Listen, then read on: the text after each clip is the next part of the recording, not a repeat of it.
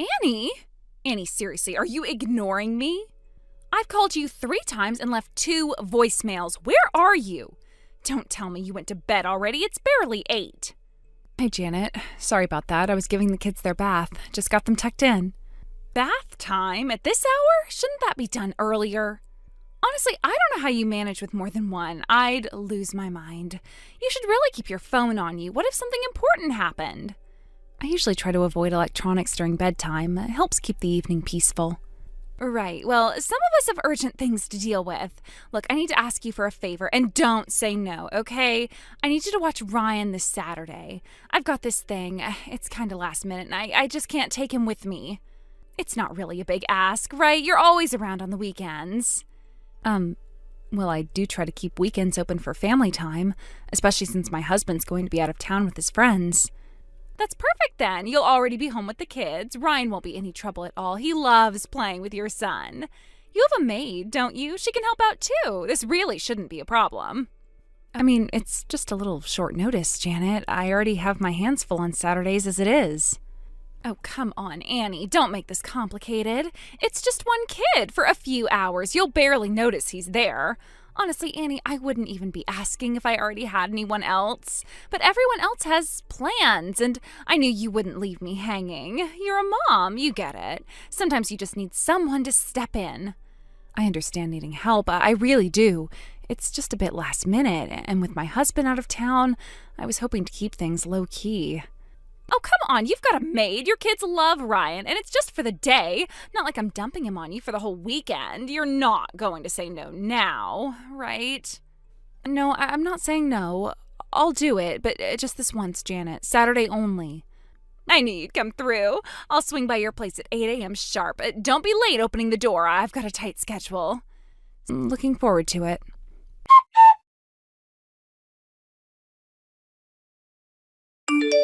So, how's everything going over there? The boys aren't driving you up the wall yet, are they? Ryan can be a bit of a handful when he gets excited. I hope he's not causing too much trouble. They're actually doing really well, surprisingly. All 3 of them are sitting at the table right now working on homework. My oldest is helping the younger 2 with their math worksheets. Aw, see? I knew they'd be fine. I mean, that's why I left him with you. I trust you, Annie. You're good with kids. You've got that calm, put-together mom energy. Ryan probably behaves better for you than he does for me. Well, I do try to keep things structured in the evenings. It helps. They had a good dinner, and now they're winding down. No chaos yet. Perfect. That's all I needed to hear. I just wanted to check in before we turn in for the night. And of course, thank you again for watching Ryan tonight. I really needed this little escape. It's been a long time coming. Oh, no problems. I was surprised by the timing, but I figured it must have been important. You said something came up suddenly, right? That's what I told you, but honestly, that wasn't entirely true. I think it's time I just say it. No more dancing around. I'm on vacation right now, Annie. A real vacation. No urgent errand, no last-minute thing. Just me and your husband, the 2 of us, alone. What? You're with my husband on vacation? That's right. We flew out together yesterday, just the 2 of us. It's been a very relaxing trip. Long overdue, really. I know it's a lot to take in, but I figured it was time you knew the truth. We've been seeing each other for 2 years now. This isn't some fling. It's not the first time or a moment of weakness. We've taken trips before. You just didn't know about them. You said he was out of town with friends. Or that's what he told me. I don't understand. Yeah, that's the lie we worked out. It always helps when you stick to the script, doesn't it? Out of town with friends sounds casual, believable, keeps everything neat and tidy. But in reality, he's here with me, and we're celebrating. Celebrating what exactly? Oh, don't worry, I'll get to that. But first, aren't you all impressed by how well we kept it quiet? 2 whole years, not a single slip-up. It's honestly kind of amazing you didn't suspect a thing. I was almost starting to feel bad. Almost. But you know what? I just got tired of sneaking around, pretending, hiding. I wanted to be honest for once. I figured, why not now, while you're already doing me a favor? You picked now, while I'm watching your son? What if I hadn't taken it well? You didn't think this through at all. Oh, please, Annie, let's not pretend you're the type to do something crazy. You're not that kind of woman. You're calm, collected, almost boring, really. That's what he said about you, that you're so quiet and put together. It's like living with a ghost. He said that? Of course. I mean, it's why we got along so well. I make him feel something. I bring out the fun in him. I really don't need Ryan anymore.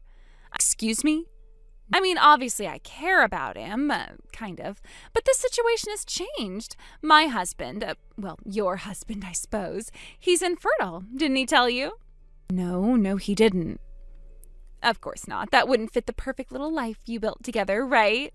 But yes, infertile. Can't have kids. My parents suggested we adopt, so we did. Ryan was a year old when we took him in. 7 years ago now. After all this time, you don't feel like his mother? Oh, don't try and twist this into some emotional plea. I'm not the one hiding things. You are. Or at least he was. Besides, this time, I'm having a child that's actually mine. That's right, I'm pregnant. We found out a few weeks ago and everything looks perfect. This little vacation, it's not just for fun. It's our celebration. A new beginning, just the two of us. And the baby, of course. You're pregnant with his child? After 2 years of sneaking behind my back, lying to both our families, you're telling me it's something to celebrate? Absolutely. I'm finally getting what I've always deserved. A real family. A husband who chooses me and a child that's actually mine. You should be happy for us, Annie. Really. I mean it. Happy? We've been married 12 years. We've built a whole life together. I have sacrificed for him, supported him, stuck around when things were falling apart. I raised our boys while he worked late, while he chased every dream that ever crossed his mind. And now you're telling me he's giving everything to you? Well, that's the plan. He told me he's never felt more alive, more free. And let's be honest, I won't be stuck raising your kids. I get a clean slate. He can afford it all, the child support, the alimony. He's the CEO, after all. And just so you know, we're not stopping here. He's going to file for divorce soon, and when that's done, we're getting married. It's already been decided. There's no use fighting it. You said he's the CEO? Never mind. So like I was saying, everything's in motion. I get the man, I get the baby, and let's be honest, I get the money too. Alimony, child support, all of it. He says you'll be taken care of course. He's not heartless, but make no mistake, I'm the future, you're the past. You really think this is how things are going to play out? They already are. You're just the last one to catch up. Anyway, I feel better now. Getting it off my chest felt amazing. You always looked down on me, and now I've got everything you had, and more. He's right here, by the way, just finished his shower. Want me to tell him anything? Or better yet, should I show him the screen? Yes, actually, please do. I've got something to say to him. Okay, hang on. All right, he's watching. Go ahead. Oh, good. Hi there. Listen up, you lecherous moron! I hope you're enjoying yourself, because this little fantasy you've built, it is going to collapse the second you get home. Try thinking more with the head on your shoulders and less with the microscopic one between your legs. You threw away 12 years of marriage for this? To sleep with that? You ungrateful, brain-dead coward. Where exactly do you think all the money came from? You think it's yours? Guess again. Get on a plane, get back here now, and when you do, I am going to slap the rest of the stupidity out of you. Anyway, Janet, thanks again for the update. Have a lovely night.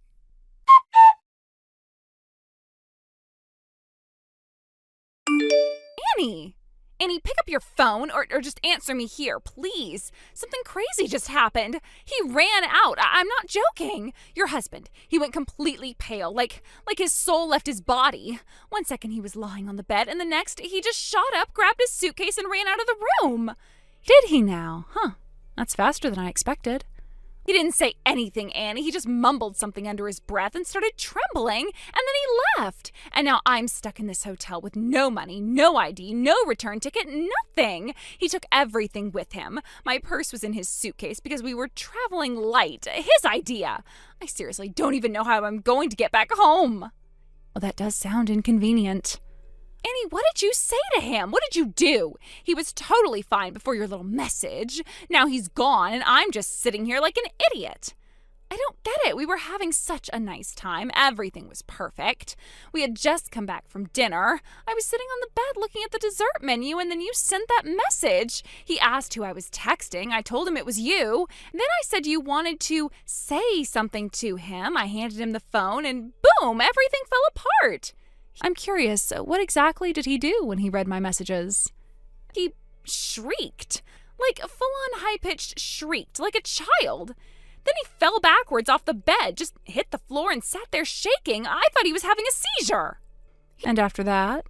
He jumped up, grabbed his suitcase, and ran out the door. Didn't even look at me, didn't say goodbye. Just gone, like I was never even there. Oh, that must have been jarring. Jarring? Annie, it was terrifying. What could you possibly have on him that would make him abandon me like that? We're on a romantic vacation. I'm pregnant. Why would he just run? It's not normal. I mean, I thought he was acting a little weird the last couple of days, but I just assumed he was nervous about the baby. But this wasn't nerves. This was like he had seen a ghost.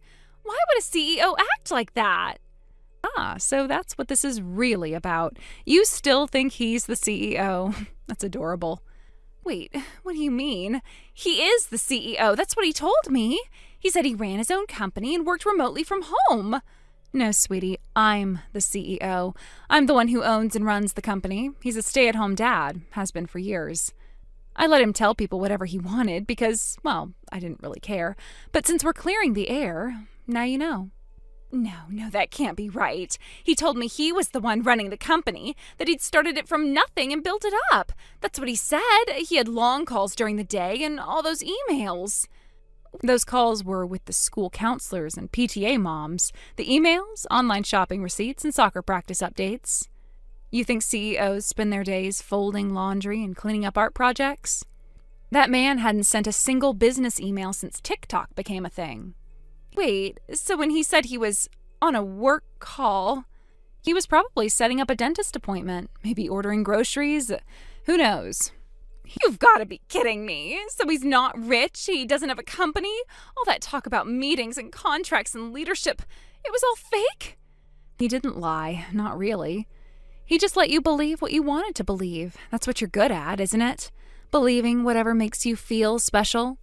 Then what are we supposed to do now? I mean, we still have this baby in my belly to take care of. How are we going to put food on the table? Okay, let me think. He's got no job. I'm pregnant. How are we going to get by? Maybe we can sell the house. Oh, that mansion of his should bring in enough to get us by for a while, right?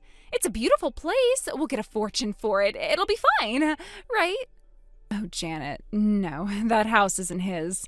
It never was. It's mine. I bought it in full, with my money. My name's on the deed, not his, not yours. I worked for it. Every square inch of it is mine. What? No, he told me it was his. He said he built his life from the ground up. He said he wanted me to live like a queen. And he did, in my castle, with my crown. You were never a queen, Janet. You were a very expensive guest. You can't be serious. So we have nothing? No money, no house, no tickets? What am I supposed to do, Annie? Where am I supposed to go? Don't worry, I've already taken care of that. Oh, thank God. You're buying me a return ticket, is that it? I knew it. You wouldn't leave me stranded like this. I mean, we're not friends, but come on, Annie, I'm pregnant. You wouldn't just... No, Janet, I'm not buying you anything. I contacted your husband. Told him everything. Everything. The affair, the vacation, the baby, the money, the lies, the smug little text messages. He knows it all now. You... what? Why would you do that? Annie, he doesn't even know where I am. Oh, I gave him the name of your hotel and the room number. He seemed very eager to come get you. You two have so much to talk about. Annie, you've ruined my life. No, Janet, you ruined your life. I just gave you an assist at the end.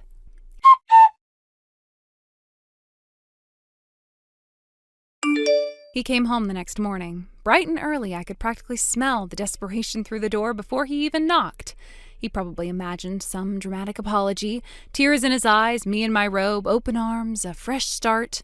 What he got instead was my father and his father standing on the front steps with their sleeves rolled up and two right hooks that knocked the self-pity right out of him. I didn't even need to say a word. The men in my life handled it for me. As for Janet, her husband, well, now ex-husband, drove 3 hours straight through the night, walked into that hotel like a man on a mission, and pulled her out of that room like she was a teenager caught sneaking out. Apparently, she tried to protest until he told her the custody judge already signed the papers. He got the kids, she got the child support payments. And yes, I got custody of my boys. No fight, no fuss, just a signature and silence. Janet and my ex didn't have much of a choice after that. With a baby on the way and no one else willing to clean up their mess, they rushed to the courthouse and got married. He's juggling 3 part-time jobs now, one at a warehouse, another at a car wash, and some food delivery gig on the weekends, all just to keep the lights on. He's supporting himself, Janet, their unborn baby, her son, and still paying out child support to both me and Janet's ex-husband. I've got my house, my business, my boys, and a little peace and quiet, finally. And him, well, he's got Janet. I think we both got exactly what we deserve. Thank you for watching. Please subscribe and hit the like button. See you next time.